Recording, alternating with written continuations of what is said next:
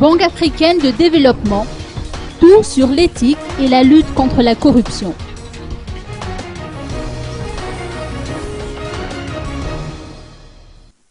Un atelier sur l'éthique et la lutte contre la corruption se tient pendant 2 jours au bureau de la Banque africaine de développement à Nkoundjan.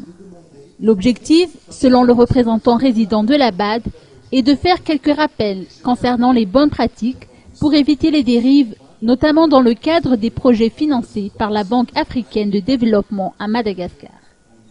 L'atelier s'inscrit dans le cadre du programme de travail 2014 que nous sommes fixés en fin 2013.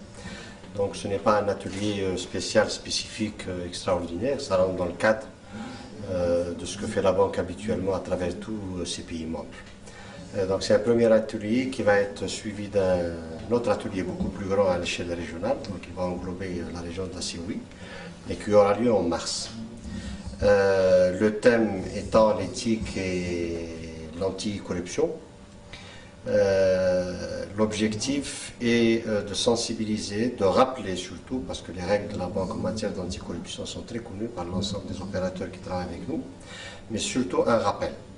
Un rappel pour éviter toute dérive et rappeler surtout les conséquences en cas de pratiques frauduleuses ou de corruption dans le cadre de passation de nos différents marchés.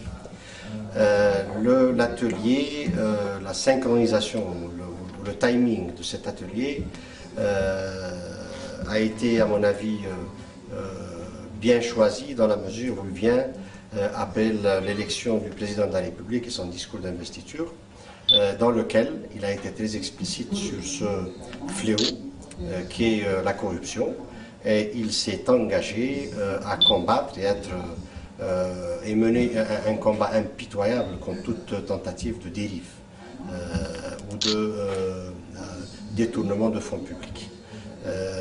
Donc nous sommes de cet avis aussi.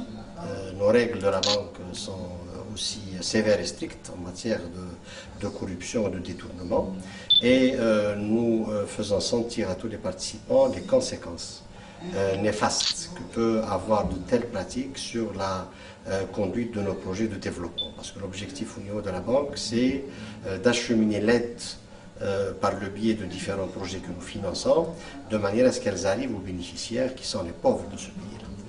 Alors dans cet atelier-là, nous n'avons pas voulu faire écouter le point de vue de la banque seulement, mais nous avons injecté parmi les différents intervenants la partie nationale, qui est dans cet atelier représentée par le BIONCO, par le comité de sauvegarde de l'intégrité et par Transparency International.